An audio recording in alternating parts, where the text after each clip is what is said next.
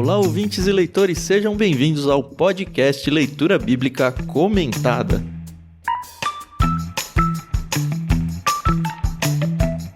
Eu sou o Thiago André Monteiro, @vulgutan, estou aqui com a Carol Simão e com o Thiago Moreira e com mais alguns ouvintes aqui que não vão aparecer no áudio, mas estão acompanhando ao vivo dentro do nosso Discord. Bom dia para vocês também e bom dia para você, Carol, bom dia para você, Thiago, tudo bem? Bom dia, pessoal, tudo bem? Aqui é a Carol Simão e faltam só 5 capítulos para acabar Lucas e vai batendo aquela tristezinha, né, que estamos acabando mais um, mas bora lá. Falta pouco, Carol. Só 64 livros depois. Pois é. Bom dia a todos. Muito bom aqui estarmos juntos novamente para Lucas capítulo 20. Ao contrário da Carol, quando tá chegando o fim eu fico animado. E vejo que a gente tá conseguindo concluir mais um livro juntos, né? Mas é bom, todo o aprendizado que temos tido aqui em Lucas. Vamos para mais um capítulo. Hoje a gente vai fazer a quebra em 4 partes. Não é um texto mais longo do que os capítulos que a gente vem fazendo, mas o tema e os assuntos meio que exigiram isso. Eu vou fazer 2 leituras, a primeira e a última. A segunda vai ser o Thiago Moreira e a terceira vai ser a Carol. Como de costume, a gente agradece a editora Mundo Cristão por emprestar pra gente a NVT, nova versão transformadora, e fica sim o nosso incentivo para que você compre a sua NVT, seja ela de estudo ou no formato que você achar mais legal. Na descrição do programa tem link aí para você conhecer melhor e quem sabe comprar uma sua. É uma tradução que a gente tem gostado bastante. A gente também agradece, como sempre, a Maria Lídia por emprestar pra gente o álbum Inspiração em 3 Tons dela, que a gente usa como fundo musical aí para suas audições.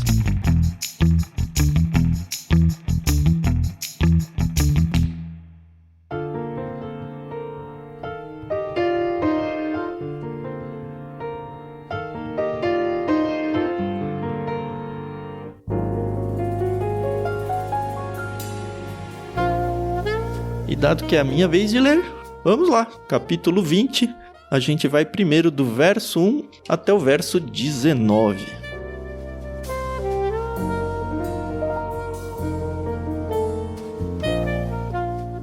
Certo dia, quando Jesus ensinava o povo e anunciava as boas novas no templo, os principais sacerdotes, os mestres da lei e os líderes do povo se aproximaram dele e perguntaram: "Com que autoridade você faz essas coisas? Quem lhe deu esse direito?" "Primeiro, deixe-me fazer uma pergunta", respondeu ele.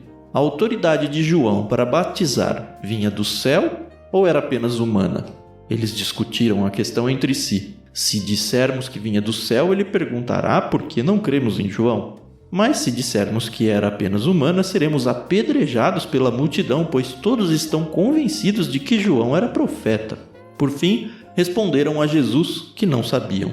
E Jesus replicou: "Então eu também não direi com que autoridade faço essas coisas." Em seguida, Jesus se voltou para o povo e contou a seguinte parábola: Um homem plantou um vinhedo e o arrendou a alguns lavradores. Depois partiu para um lugar distante onde passou um longo tempo. Na época da colheita da uva, enviou um de seus servos para receber sua parte da produção. Os lavradores atacaram o servo, o espancaram e o mandaram de volta de mãos vazias. Então o dono da propriedade enviou outro servo, mas eles também o insultaram, o espancaram e o mandaram de volta de mãos vazias. Enviou ainda um terceiro, e eles o feriram e o expulsaram do vinhedo. "Que farei?", disse o dono do vinhedo. "Já sei, enviarei meu filho amado, certamente eles o respeitarão." No entanto, quando os lavradores viram o filho, disseram uns aos outros: "Aí vem o herdeiro da propriedade, vamos matá-lo e tomar posse dessa terra." Então o arrastaram para fora do vinhedo e o mataram. "O que vocês acham que o dono do vinhedo fará com eles?", perguntou Jesus. "Ele virá, matará os lavradores e arrendará o vinhedo a outros." "Que isso jamais aconteça", disseram os que o ouviam. Jesus olhou para eles e perguntou: "Então o que significa essa passagem das Escrituras? A pedra que os construtores rejeitaram se tornou a pedra angular. Quem tropeçar nessa pedra será despedaçado, e aquele sobre quem ela cair será reduzido a pó." Os mestres da lei e os principais sacerdotes queriam prender Jesus ali mesmo, pois perceberam que eles eram os lavradores maus a que Jesus se referia. No entanto, tinham medo da reação do povo.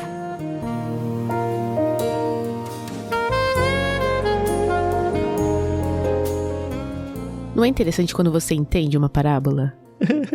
Eu me sinto muito inteligente, sabe? A ideia é essa, né?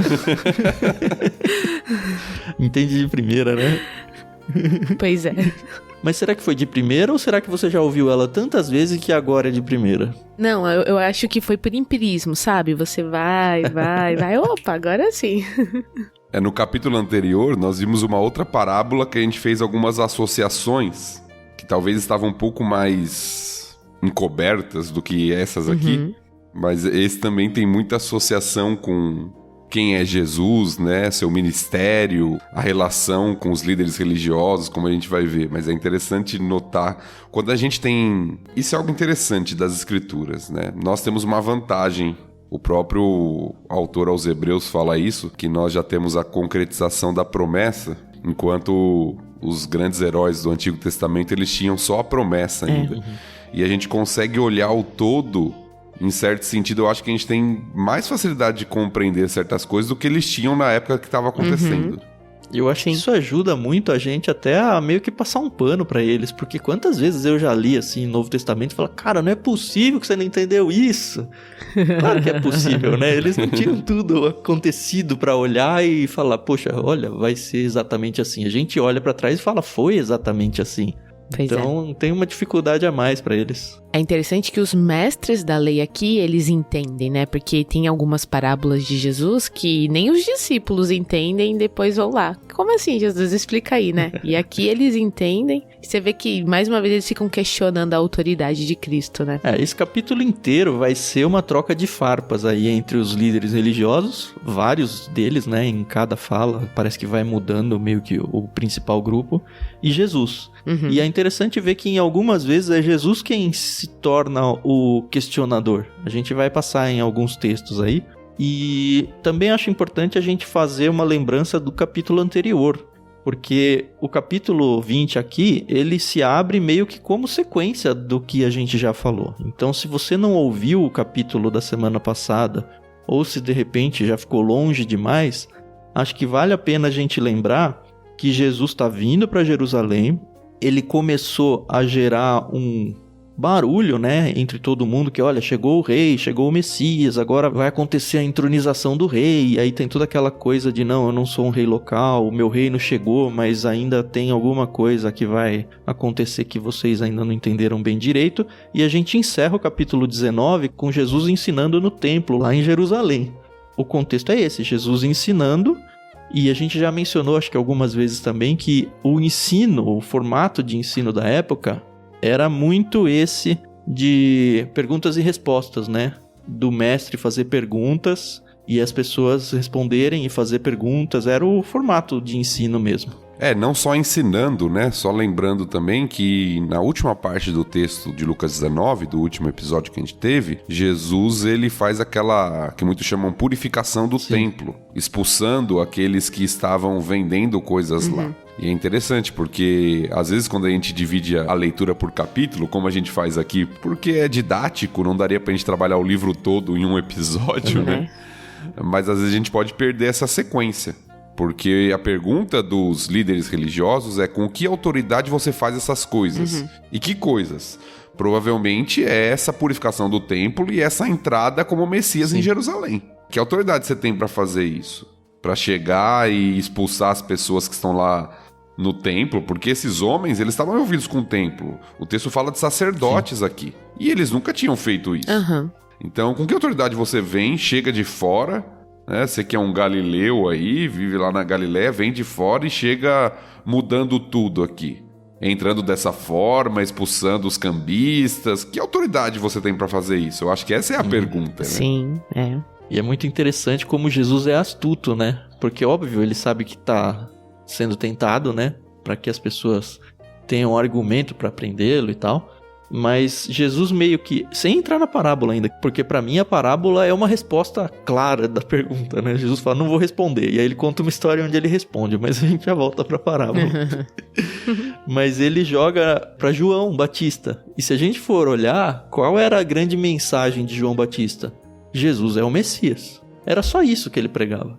Jesus é o Messias. Então ele não fala, olha, eu faço isso porque eu sou o Messias. Ele fala, e João? É só até aí que vai.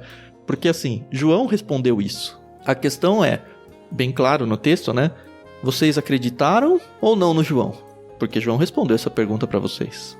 E se vocês disserem que acreditaram, por que vocês agem como se não tivessem acreditado? E se vocês disserem que não acreditaram, aí a questão política, né? Jesus era muito bom de política, né? Ele joga no peso político de alguém publicamente dizer, não, João era um embuste. Não dava pra fazer isso, porque lembra, João era quase um herói nacional aqui. Ele foi morto por Roma, né? Foi morto por Herodes, odiado por todo mundo. Então, além de ter o peso de ter sido um profeta, foi um profeta que foi morto por Roma. Falar mal desse profeta ia colocar os líderes religiosos aqui em maus lençóis. Só uma questão, antes de voltar para essa questão de João, é interessante notar que nós temos aqui os grupos que são os sacerdotes, os mestres da lei e os líderes do povo, juntos. Eu acho que é a primeira vez que isso acontece. Declarado, estarem né? unificados. Eu não me lembro de uma coalizão assim, né?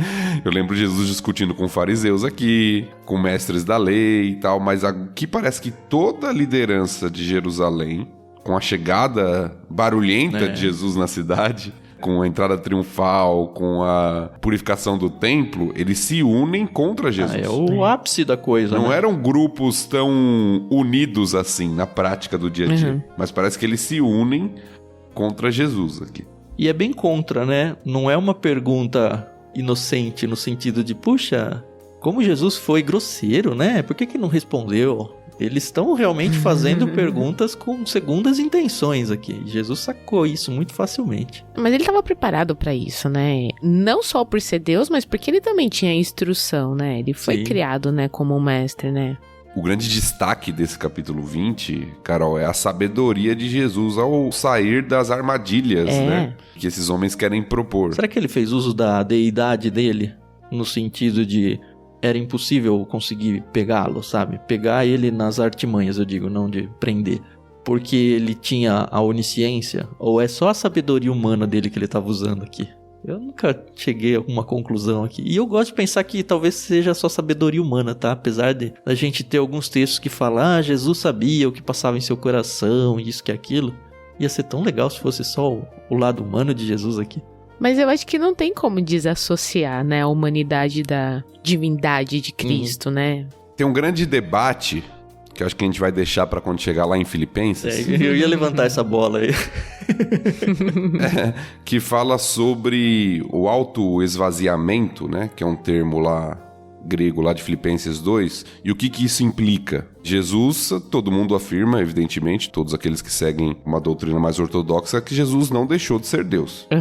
Mas até que ponto ele utilizou os atributos divinos em seu ministério terrestre? Essa é a grande pergunta. Porque tem alguns momentos que Jesus afirma não saber certas coisas. Deste momento só o Pai sabe.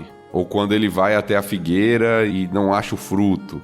Então parece que em alguns momentos Jesus não está usando dos seus atributos. Entendi.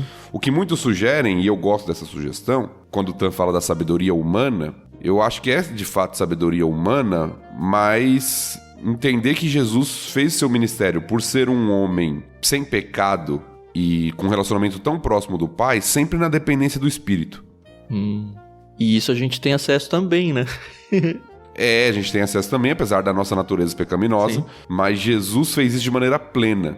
Então eu acho que essa sabedoria era humana, mas humana também capacitada e influenciada pelo Espírito Santo de Deus. Você está querendo dizer que o discernimento que o Espírito Santo dá para um ser humano, que tem a habitação dele, é capaz de fazer isso. E se a gente for levar isso para dons espirituais ou alguma coisa desse lado aí, dá pra fazer um link no tipo dom de sabedoria, entendimento e essas coisas que realmente parece que é o Espírito Santo que nos dá meio que aquele sexto sentido de que isso aqui não vai dar bom, sabe? Eu acredito que o Espírito Santo age dessa forma também em nós. Enfim, perguntas e perguntas que a gente só gosta de pensar e nunca vamos saber a resposta por aqui, né? Mas é gostoso conversar sobre isso.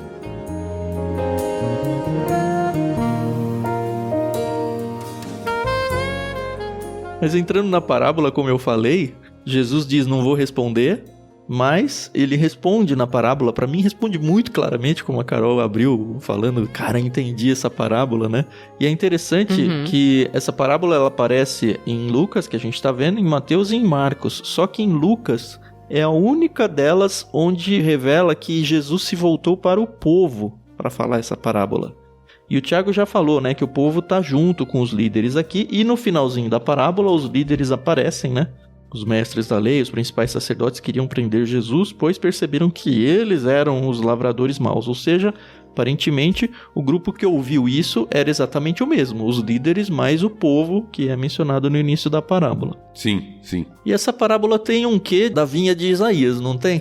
Acho que é o capítulo 5 de Isaías. Parece que a imagem é tirada de lá. Apesar de ter algumas diferenciações e algumas informações novas, mas parece que a imagem do povo de Israel como a vinha é retirada de Isaías. É uma imagem que já existia no Antigo Testamento e que o povo faria... O povo, provavelmente, mas principalmente aqueles que conheciam bem a lei, né, os mestres da lei aqui, os sacerdotes, certamente fariam essa associação. E o que diz a parábola, Carol? Você que entendeu ela. Aí pronto, me bota no fogo assim, né? Bom, vou falar o que eu entendi da parábola. A gente sabe que o filho é Jesus, mas que antes da vinda de Cristo houve os profetas, né? Então teve ali Moisés, que não era um profeta, tá? Mas começou ali com Moisés e tal. E o povo nunca deu bola, entendeu? Para Deus, né? Assim, não vou usar o evangelho aqui, mas para salvação. E aí, quando Cristo veio, mataram ele. E ele é a pedra angular. O Messias estava prometido, né, no Antigo Testamento. E todo mundo que falava dele... Todo mundo não, né? Mas a maioria de profetas ou pessoas que vinham como representantes, né? Que é o caso aqui, os servos que vêm representar o rei. Eles são mortos, são perseguidos, são agredidos. E isso recorrentemente. A gente vê muito isso mesmo no Antigo Testamento, né? Hebreus vai falar bastante disso também. E é interessante porque um outro ponto, a Carol colocou bem os elementos aqui de associação, eu concordo com ela, mas um outro ponto interessante é que, como a gente falou, né, lá na parábola, na imagem de Isaías capítulo 5, Deus é aquele que planta a vinha e a vinha é Israel. Ah, tá. E aqui nós temos os personagens dos lavradores. E como o próprio texto indica, os religiosos, os mestres da lei, os sacerdotes, eles entendem que Jesus está falando que eles são os lavradores maus. Então, eles se colocam como donos da vinha. Sim. Como se fossem donos da vinha. E por isso eles rejeitam aqueles que, de fato, têm autoridade sobre a vinha. No caso, os profetas vindos do próprio Deus, como a Carol mencionou, e o próprio filho, que teria autoridade sobre a vinha. Mas esses homens que se colocam como detentores, como donos da vinha, que é de fato o que está acontecendo. Jesus está trazendo a mensagem com autoridade, mas eles se acham donos da interpretação da lei, eles se acham aqueles que podem fazer isso. Então lembra da pergunta, com que autoridade você faz isso? Sim. Jesus é o filho, é o herdeiro da vinha. Ele tem autoridade, mas aqueles homens acham que eles têm autoridade. Só tem uma questão aqui que não é que me dá dúvidas, mas causa aí um estranhamento. Porque o dono da vinha fala, vou mandar meu filho amado, porque certamente respeitarão ele, né, tal.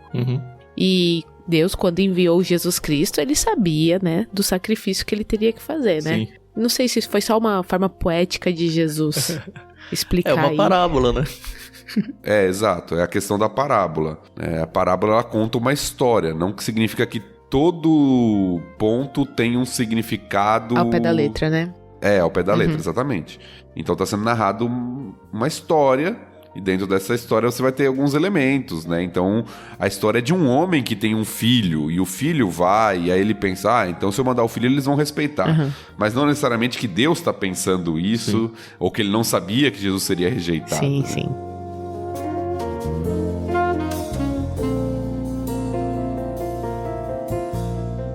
Agora é interessante pensar pelo lado desses lavradores que, vou matar o filho... E eu vou herdar a terra, né, num quase uso capião aí, sei lá. Mas eles esqueceram que eles não mataram o pai, né? Eles só mataram o filho. E o dono é o pai, não é o filho. Muito louco. Eu acho que isso mostra, inclusive, a loucura mesmo. Sim. Acho que é intencional do que eles estão fazendo. Sim. Ficam cegos, né, pelo pecado. Essa que é a verdade. E pelo poder, né? E é um jeito de mostrar pra eles que o que Deus faria com eles mesmos, porque eles se identificaram como os lavradores maus, seria o óbvio. Não seria nada injusto matar essas pessoas que foram matando todos os representantes do dono da lavoura e do dono da vinha. Então, assim, você não tem nem argumento pra reclamar que vocês vão sofrer o que vocês vão sofrer aí. E aí Jesus encerra, então, essa parábola, concluindo com a ideia da pedra angular, que era uma rocha super sólida, super presa no solo, que guiava toda a estrutura de uma construção. Não só a posição, mas principalmente o alicerce daquela construção. E Jesus fala, olha, eu sou essa pedra angular, né? Inclusive ele, de novo, remete ao Antigo Testamento, lá no verso 17, citando o Salmo 118 de novo, né? O próprio Jesus já tinha citado o Salmo 118 no capítulo anterior, agora no verso 22, a pedra que os construtores rejeitaram se tornou a pedra angular. Ou seja, é o alicerce, é a base de tudo isso. Sou eu, Jesus. E vocês estão me rejeitando. Só que vai ter troco, né? E aí nós temos a resposta dos mestres, dos principais sacerdotes. No 18 é o troco ainda, né? Antes da resposta.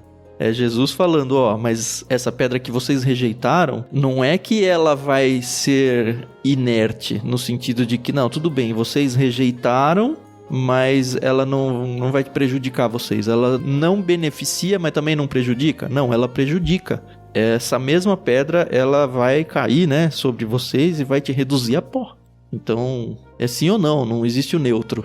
Sim, e a rejeição da pedra angular, ela tem consequências, né? Isso. E os mestres sacerdotes, aquele grupo lá, eles percebem isso, percebem a ponto de entender a parábola, entender que tá falando deles de forma negativa e querem matar Jesus, mas eles não podem.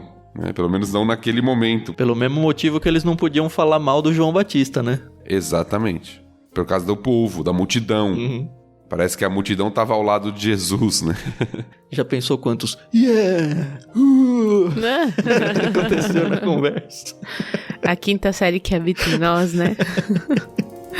Ai, ai.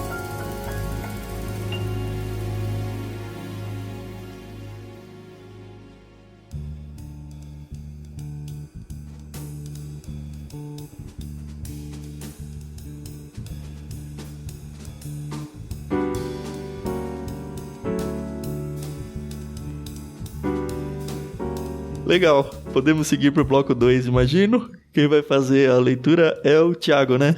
Isso, vou ler até o verso 26, do 20 ao 26.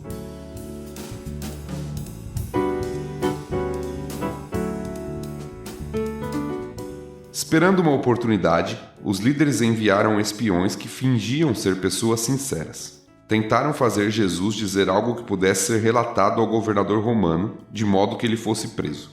Disseram: Mestre, sabemos que o senhor fala e ensina o que é certo. Não se deixe influenciar por outros e ensina o caminho de Deus de acordo com a verdade. Então diga-nos, é certo pagar impostos a César ou não? Jesus percebeu a hipocrisia deles e disse: Mostre-me uma moeda de prata. De quem são a imagem e o título nela gravados? De César, responderam. Então deem a César o que pertence a César e deem a Deus o que pertence a Deus, disse ele. Eles não conseguiam apanhá-lo em nada que ele dizia diante do povo. Em vez disso, admiraram-se de sua resposta e se calaram.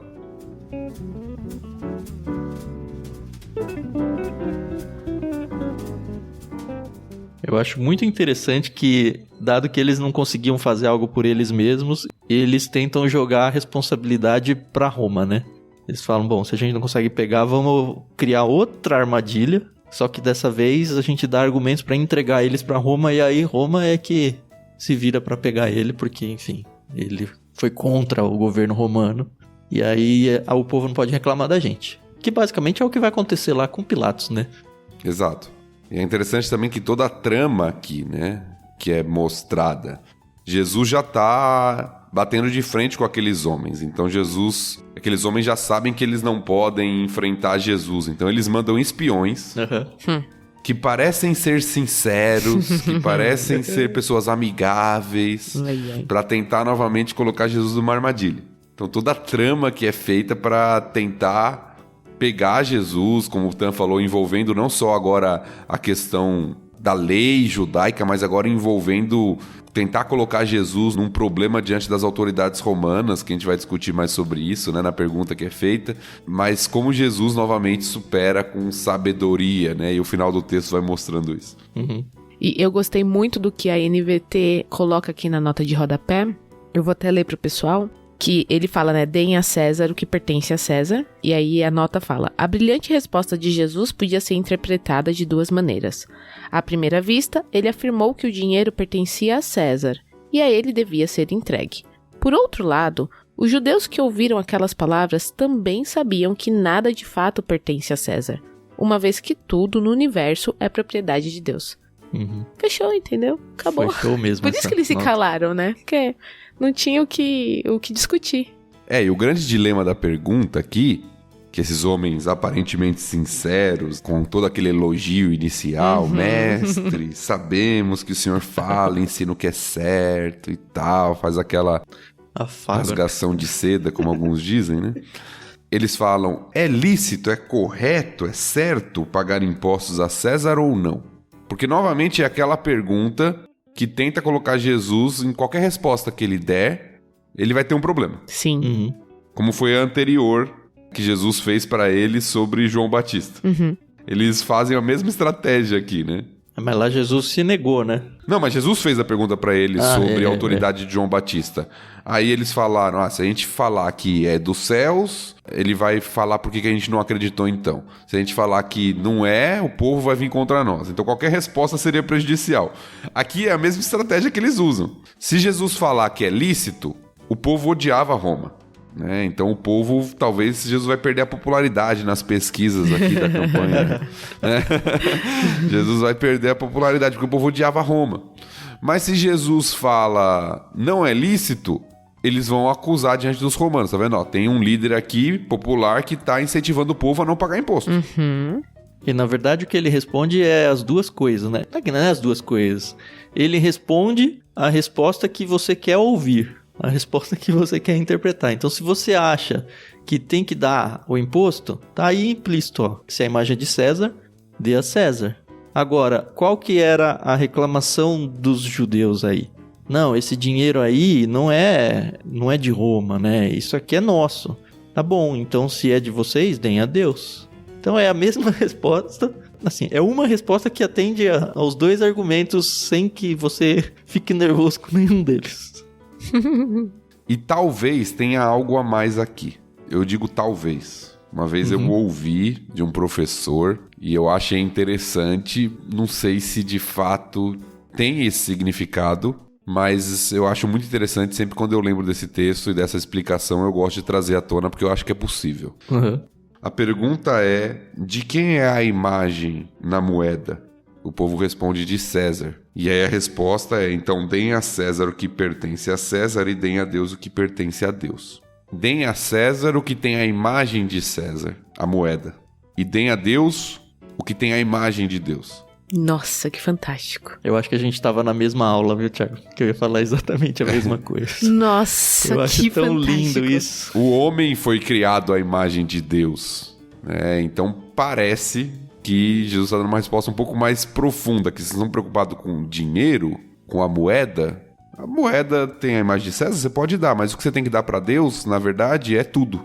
É você Gente, mesmo, né? é aquilo que pertence à imagem de Deus, entende? Que é todo ser humano criado.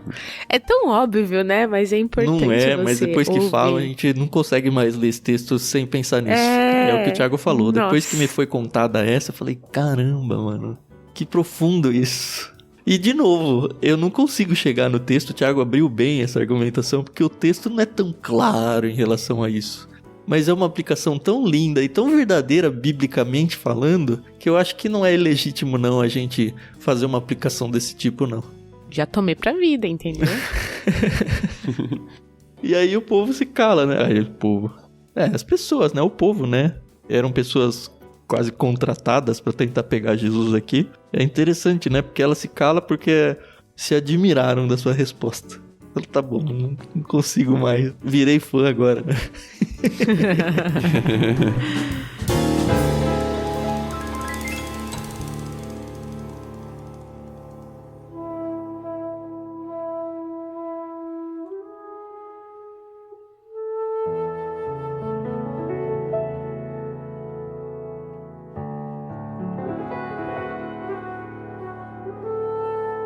Vamos seguindo então, agora a Carol vai fazer a leitura do verso 27, ela vai até o verso 40.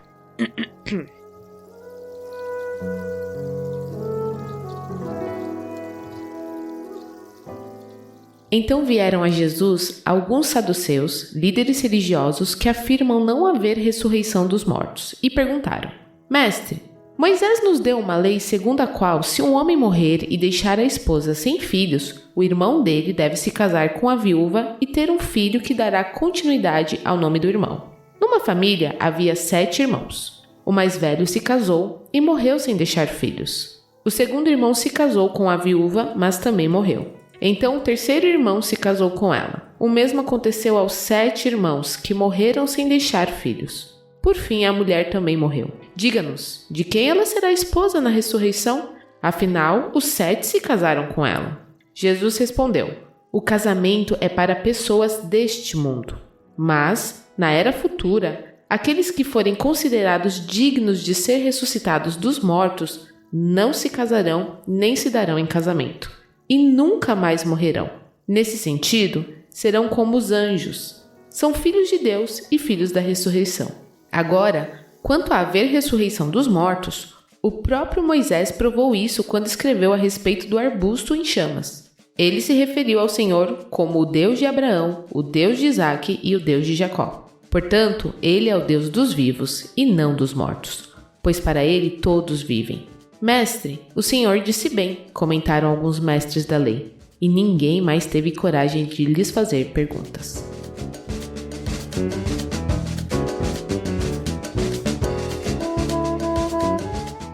Então a gente não vai casar no céu, né? A gente tem apresentado aqui a 2 grupos principais, né? Apesar do termo fariseu não aparecer aqui, a gente precisa um pouquinho de contexto histórico para entender uma rixa antiga que existia entre os saduceus e os fariseus. Os saduceus, eles não acreditavam na ressurreição, e os fariseus acreditavam. Então notem que logo que abre aqui o verso 27, vieram a Jesus alguns saduceus, líderes religiosos. E o texto explica, né, que afirmavam não haver ressurreição dos mortos, e aí tem toda a questão que eles fazem. E aí no finalzinho, a gente vê um grupo de líderes, que não falam fariseus, mas são aqui, né? Mestres, o Senhor disse bem, comentaram alguns mestres da lei. Aqui são os fariseus que concordam com o argumento de Jesus. A gente quer te matar, mas nesse argumento você tá certo, exatamente, né? O que talvez seja só minha imaginação, mas o que me sugere é o seguinte: Jesus tá batendo nos mestres da lei o tempo inteiro, né?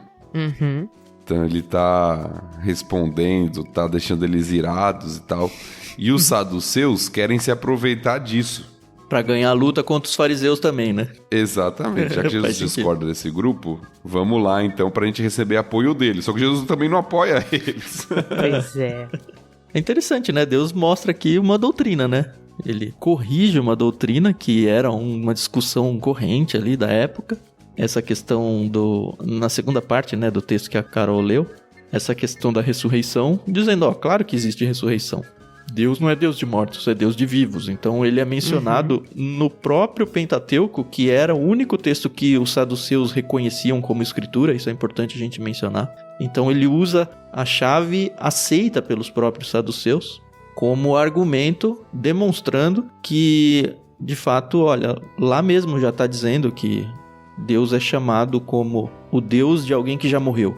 Não era o Deus de Abraão, de Isaac, de Jacó. É o Deus de Abraão, Isaac e Jacó, sendo dito pós-morte deles. Então não faria sentido se as pessoas não ressuscitassem. E é interessante todo o jeito da história criada pelos saduceus, porque na verdade eles só querem perguntar sobre a ressurreição, né? Eles inventam toda uma linha de raciocínio e tal, baseada também na lei do levirato, que era essa questão de se você tem um irmão que faleceu e não deixou descendentes, você tem que ter filhos com a viúva para que siga isso. A gente já viu isso em Ruth, a gente já viu isso... Em Gênesis. Em Gênesis tem também, né?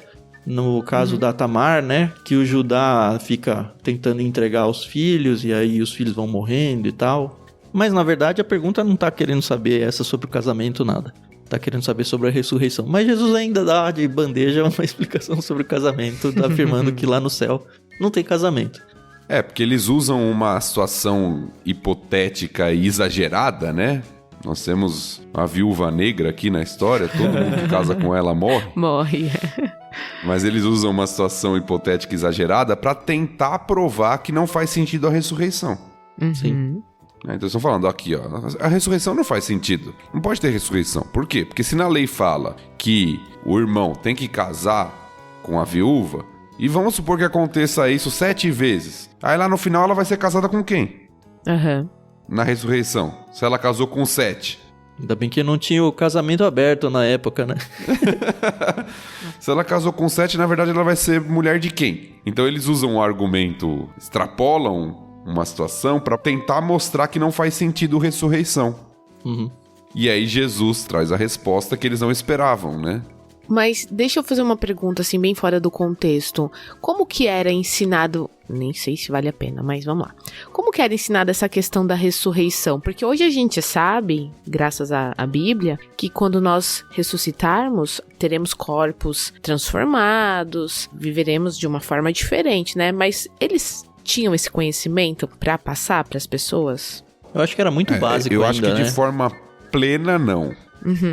Como a gente tá falando aqui, tem 2 grupos religiosos diferentes aqui que discordam sobre ressurreição. Tem gente que nem acredita em ressurreição. Mas boa parte acreditava, e acreditava que essa ressurreição seria para o fim dos tempos.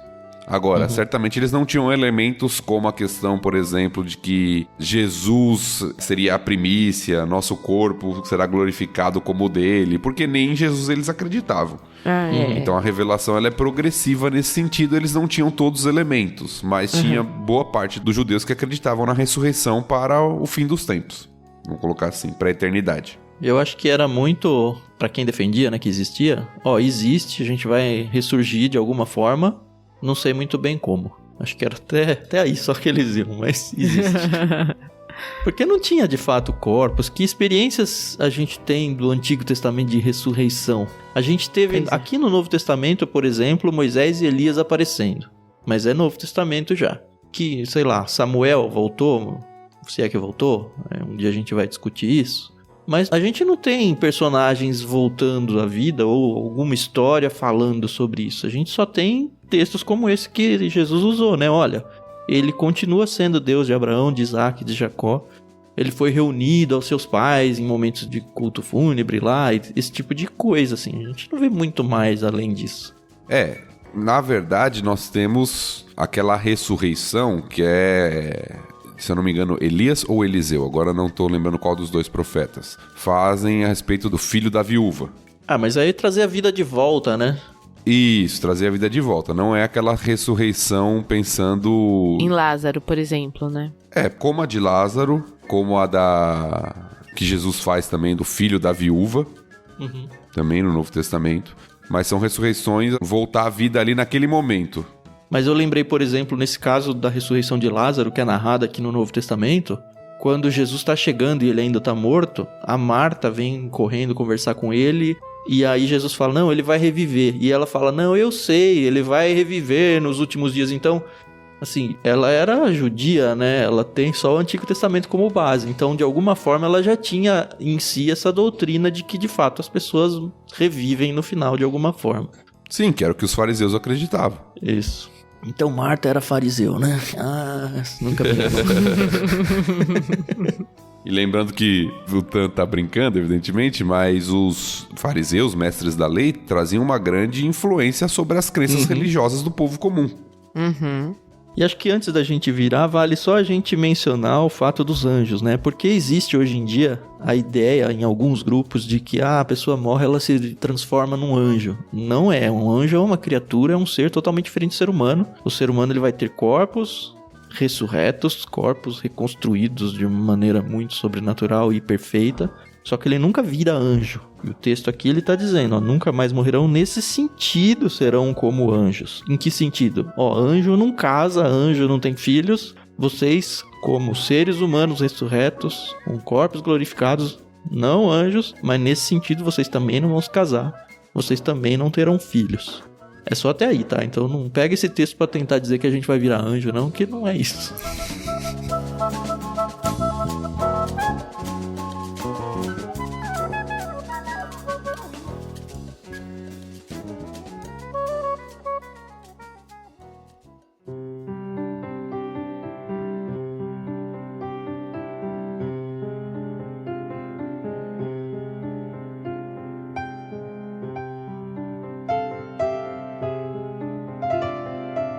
Podemos virar? Opa. Vamos lá.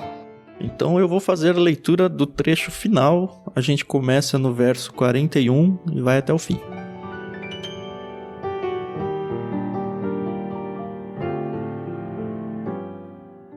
Então Jesus lhes perguntou: por que se diz que o Cristo é filho de Davi? Afinal, o próprio Davi escreveu no livro de Salmos: o Senhor disse ao meu Senhor: sente-se no lugar de honra à minha direita, até que eu humilhe seus inimigos e os ponha debaixo de seus pés. Uma vez que Davi chamou o Cristo de meu Senhor, como ele pode ser filho de Davi? Então, enquanto as multidões o ouviam, Jesus se voltou para seus discípulos e disse: cuidado com os mestres da lei. Eles gostam de se exibir com vestes longas e de receber saudações respeitosas quando andam pelas praças.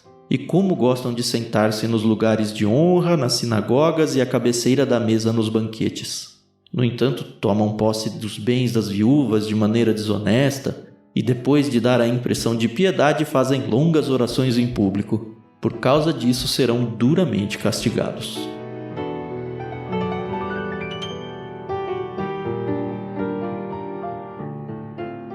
Aqui são duas cenas, né? Acho que bem distintas uma da outra. Mas a gente decidiu fazer a leitura junto porque são muito curtinhas mesmo. A primeira é, de novo, Jesus como o interlocutor aqui, Jesus como o inquiridor. A gente já viu ele fazendo uma vez nesse capítulo e agora ele faz de novo, trazendo essa ideia de que vocês estão olhando para o Antigo Testamento aí, tentando entender as coisas, tentando saber com que autoridade eu faço isso, tentando entender quem sou eu. Por que raios o Davi chamou de filho alguém que profeticamente é o filho de Davi?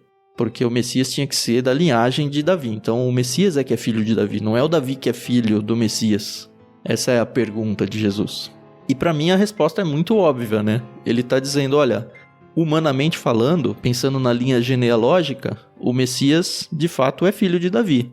Só que ele não é só humano, ele é Deus também. Nesse sentido, Davi se torna filho do próprio filho. Pensando do lado humano, ele é filho. Pensando do lado divino, Deus é pai de Davi. E eu acho que eles entenderam isso muito bem, né? As pessoas que estavam ouvindo a explicação. Provavelmente sim, apesar de não crerem, né? Lembrando que Jesus está voltando sua fala novamente para os mestres da lei, que fechou ali no versículo 39 e 40. Só para tornar ainda mais claro o argumento que Jesus usa aqui, ele começa perguntando, né? Por que se diz que o Cristo é filho de Davi? Porque essa era a concepção popular. O Messias vai ser o herdeiro lá do trono de Davi. Isso é prometido lá em Samuel, né? Ele vem da genealogia de Davi, ele cumpre todos os requisitos, né? E vai herdar o trono de Davi e vai ser o rei messiânico.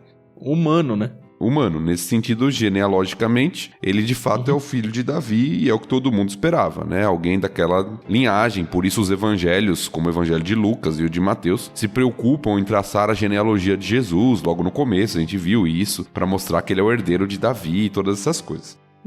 Só que aí Jesus usa um argumento dos Salmos. Ele pega o Salmo 110 aqui e pergunta assim, então por que Davi chamou o Messias de Senhor? Porque o texto diz assim, o Senhor, e esse primeiro Senhor provavelmente é Deus, o Pai, disse ao meu Senhor. Ou seja, esse meu Senhor é o Messias. Então Davi coloca o Messias como Senhor dele, não como filho dele, né? Mas como Senhor dele. Então esse é o argumento que Jesus usa. Se Davi chamou o Cristo de meu Senhor, como ele pode ser simplesmente filho? Ele não é simplesmente filho. Ele é filho, humanamente falando, mas ele está acima de Davi. O que mostra a divindade, a pré-existência, a eternidade do Messias.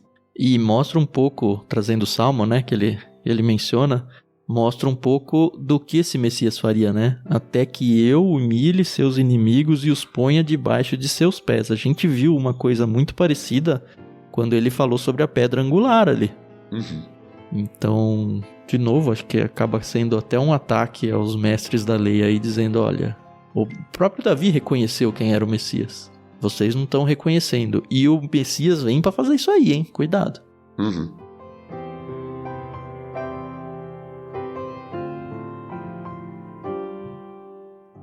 E aí meio que se encerra o ciclo de conversas, de ataques e defesas aí. E Jesus se volta, enfim, para os seus discípulos, né? Ele já tinha dito isso parecido, pelo menos alguma vez aqui em Lucas, a gente já viu isso. Desse cuidado que os discípulos deveriam ter com os líderes judaicos. E dessa arrogância que eles tinham. Aqui ele menciona mais uma vez o fato da viúva, que era uma excluída da sociedade. A gente já viu várias vezes que Lucas gosta de trazer esse tema à tona. E aqui a ideia é, olha, eles gostam de pompa, eles se aproveitam de situações de fragilidade, mais ou menos como os nossos governantes fazem desde sempre, né? Se aproveitam da fragilidade das pessoas para enriquecer ou para se dar bem. No caso aqui, eu li em alguns lugares, o texto não é tão claro quanto a isso, mas acho que faz muito sentido, de que uma vez que a viúva se tornava viúva, os mestres aí, eles se aproximavam meio que para herdar a herança dela, porque ela não tinha mais por quem passar, porque ela, enfim, ela era viúva e provavelmente não tinha filhos, porque senão os filhos mesmo é que cuidariam dela.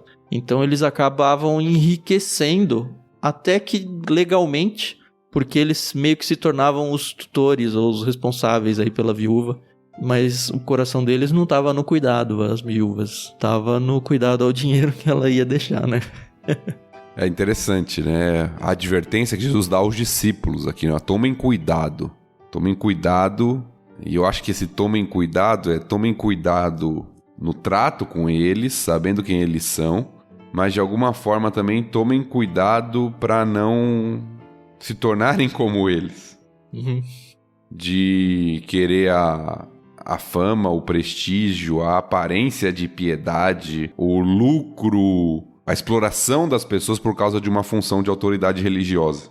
E usando a religião como máscara, né? Como uma cortina de fumaça aqui, as orações longas e tudo mais. Eu sinto quando eu leio esse texto aqui, e de novo, é uma coisa toda minha, tá? Não tem de fato no texto.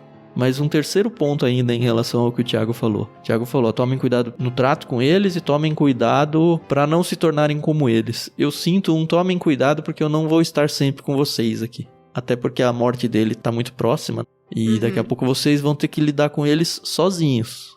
Então, eu tô alertando vocês mais uma vez. Daqui a pouco eu não tô aqui mais para alertar.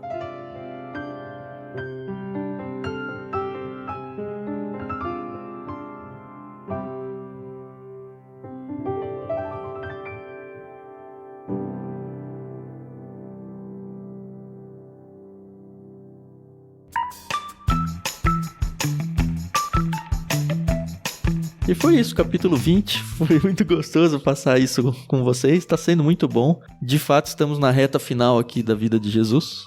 Faltam agora 4 episódios, mais um mesinho eu vindo o LBC junto com a gente. E como sempre, a gente gosta de lembrar vocês que a gente tem sim o nosso canal lá no Telegram, onde vocês podem ficar sabendo sempre que a gente tem alguma novidade e também podem conversar entre si e conversar com a gente. Para fazer parte é só acessar t.me/leitura bíblica comentada.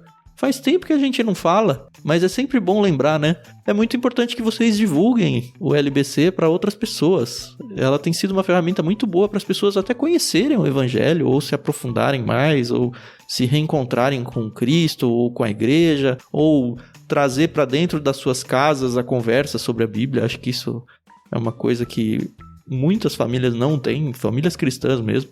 E me lembro do texto bíblico que orienta, olha, a gente tem que ir falando em todas as oportunidades, né? Saindo da escola, saindo do trabalho, no carro, trazendo, óbvio, para o nosso contexto de hoje em dia, as escrituras elas têm que fazer parte do nosso dia a dia, da nossa conversa. E eu acho que é muito mais gostoso quando essa conversa é sobre o texto bíblico, como a gente está fazendo, do que simplesmente ficar discutindo as doutrinas que não chegam a lugar nenhum nunca. E as pessoas normalmente elas tendem a tentar ficar discutindo esses temas. Vamos tentar trazer um pouco mais dessa simplicidade da Bíblia, da aplicação óbvia da Bíblia dentro da nossa vida, e a gente só vai conseguir fazer isso quando a gente começar a conversar realmente sobre a Bíblia. É o que a gente faz aqui no LBC, então se você curte isso, aproveita para espalhar isso para que outras pessoas também aproveitem. E orem por nós, né? A Carol gosta de pedir, eu também. Sim. Vai lá, Carol, pede aí. É isso aí, pessoal. A gente precisa muito das suas orações, porque é muito desafiador, né? Eu falo que eu acredito que eu sou uma das que menos estuda, mas não deixo de estudar. É que eu não conheço tantas fontes como o pastor Tiago e o Tan, mas tô aqui, entendeu? Mas a gente agradece sempre a paciência e a audiência de vocês. E semana que vem a gente vai estudar um capítulo que eu acho, assim, que tem uma das cenas mais lindas da Bíblia, que é a da viuvinha. Da viuvinha, né? Que a gente aprende na EBD, viuvinha, né? Enfim, muito obrigada. A gente se ouve no próximo episódio. Bom, não vou comentar o capítulo da semana que vem, mas só pra colocar uma pulga atrás da orelha da Carol quando ela for estudar, quando for pensar na viúva do capítulo 21, faz a ligação com o que a gente acabou de ler aqui no 20. Tá. Esse finalzinho sobre as viúvas do capítulo 20 que eu acho que tem a ver. Tá certo. Mas a gente deixa pra semana que vem. Valeu, pessoal. Muito bom estar com vocês, aprendendo mais sobre Jesus, sobre a sabedoria de Jesus e sobre todo o plano dele pra nós. Deus te abençoe. E obrigado ao pessoal que acompanhou aqui no Discord, né? Vocês que estão aqui sabem da experiência que é ouvir ao vivo e principalmente poder ir comentando o que vai pensando, né? É uma delícia. Obrigado, então, pelo carinho de vocês, pelas palavras de vocês. Hoje a gente teve a presença até de gente fora do Brasil ouvindo aqui a gente. Então, obrigado e... Aí, estamos recebendo uns corações aqui, é muito bom. Eu tava conversando com a Luísa, que é uma das pessoas que tá ouvindo aqui antes da gente começar a gravar, e falei pra ela, né, nossa, vocês, assim, são muito da razão de tudo que a gente faz, o retorno que vocês dão pra gente, né? Então fica a nossa gratidão pra todo mundo que ouve assiduamente, que compartilha e que tem abençoado a gente financeiramente. Assim, vocês todos são muito especiais pra gente, tá? A gente faz isso de coração pra que vocês realmente aproveitem isso. E como todos já disseram, até semana que vem, então. Tchau, tchau.